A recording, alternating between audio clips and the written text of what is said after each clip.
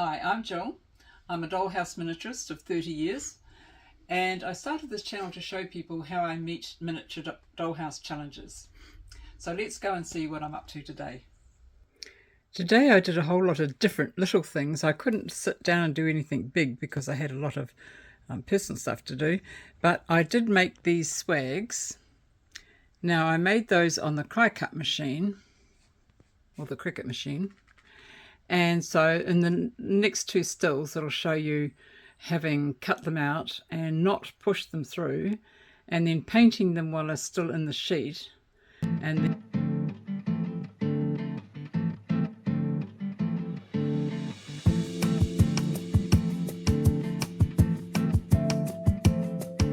painting them while they're still in the sheet, and then when the paint was dry, I pushed them through and stuck them onto another piece of card. Now, yeah, I scrunched them a bit too to give them a bit of definition and a bit more volume. I can't really cut anything smaller. I've tried cutting really small leaves, but they tend to rip a bit. And then the other thing I did was a whole lot of little stuff, which I'm going to show you so that you know that I do work in my studio. So in the course of the morning, I gilded two frames. One was a mirror frame and the other one was the Madonna and Child frame. And I painted those with a basic paint, and then I sprayed them with a bright gold finish. And I also glued two legs on a rather nice marble top table, which it came with the legs broken off it. So they got glued back on. And then I made another little fire for one of my Tudor fireplaces.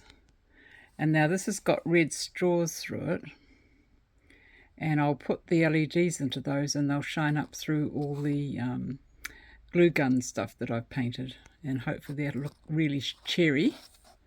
Look at my fingers, they're covered in paint.